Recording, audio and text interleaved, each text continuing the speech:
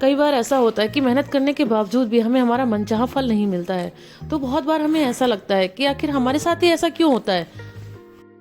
कई बार जो हम करना चाहते हैं वो कर नहीं पाते हैं, लेकिन इन सारे सवालों का जवाब हमें खुद ही तलाशना होगा। अपने से तलाशना होगा कि हमसे कहाँ कुछ कमी हुई है, और हमें खुद से एक बार फिर से कोशिश करनी होगी, क्योंकि जब तक हमें हमारी मंजिल नहीं मिलेगी हम कोशिश से कभी हार नहीं मानेंगे। नमस्कार, गुड मॉर्निंग, राधे राधे दोस्तों। स्वागत है आपका मेरे एक नए स्टडी ब्लॉग में।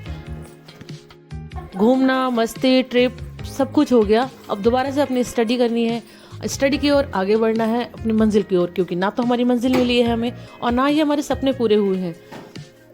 तो इसलिए हमें फिर से स्टडी की ओर आगे बढ़ना है। वही अपनी टारगेट, जो हमने एक टारगेट बना रखा है, उसकी तरफ हमें आगे बढ़ना है।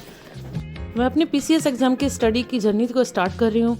इसकी मैंने फर्स्ट वीडियो जिसमें सिलेबस वगैरह सब कुछ था वो डाल रखा है। जो जीरो से स्टार्ट कर रहे हैं या फिर जो अपनी स्टडी को कंटिन्यू करना चाहते हैं वो भी आप मेरे साथ स्टडी कर सकते हैं, मेरी वीडियो से कुछ सीख सकते हैं, या फिर जो भी आपको हेल्प लगे वो आप देख सकते हैं। मेरी कुछ ना कुछ आपको मोटिवेटेड, हेल्पफुल ज़रूर मिलेगा मेरी वीडियोज़ में।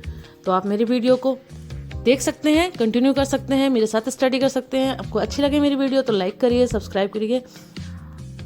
मैं एक दिन पहले ही अपनी टू डू लिस्ट को बनाकर सोई थी, जिसमें मैंने बिल्कुल स्टार्टिंग से स्टार्ट किया है। इसमें मैं अपनी एनसीईआरटीज़ को लेकर चल रही हूँ, साथ में अपनी पीवाईक्यू भी करूँगी, क्योंकि मेरे पास बुक्स और सिलेबस सब कुछ पहले से है। तो मैं अपने पीवाईक्यू जितने भी होते हैं सॉल्व करने की कोशिश करती हूँ, जिससे कि पता चलता रहे कि कितना हुआ, कौन सा टॉपिक में हमें प्रॉब्लम ज़्यादा आ रही है। पहले एनसीईआरटी से एनसीईआरटी को उठाया मैंने, उसमें सोशल पॉलिटिकल करके जो 6 क्लास की एनसीईआरटीज़ है उसके 2 चैप्टर पढ़े। 2 चैप्टर पढ़ने के बाद मैंने फिर क्या कहते हैं ज्योग्राफी के 2 चैप्टर पढ़े।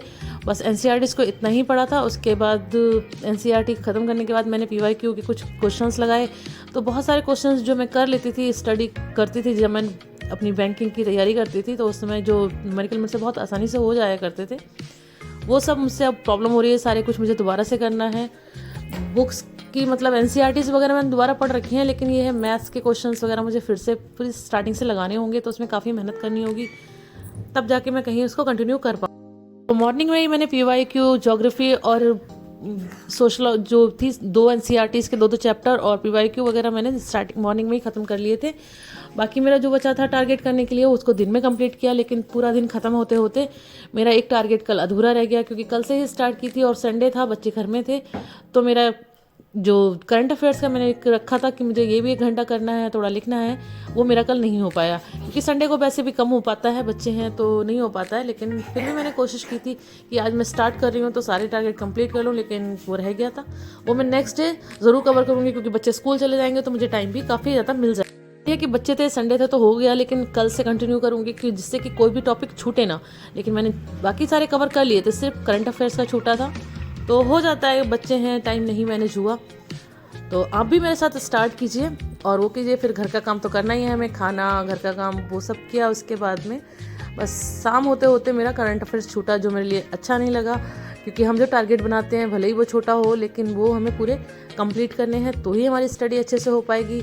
तो अगर आप भी अभी से स्टार्ट करें तो आप भी एनसीईआरटी से स्टार्ट कर सकते हैं। एनसीईआरटी बिल्कुल बेसिक है, लेकिन अगर आपकी स्टडी को ज़्यादा टाइम नहीं हुआ है, आपको लगता है कि आपके बेसिक्स बिल्कुल क्लियर हैं, अच्छे हैं, तो आप मेन बुक से भी कर सकते हैं, जो हमारी स्टैंडर्ड बुक्स हैं उनसे कर सकते हैं। लेकिन अगर आप शुरुआत करें तो आपको एनसीईआरटी से ही करनी चाहिए। तो आप एनसीईआरटी से शुरुआत कीजिए।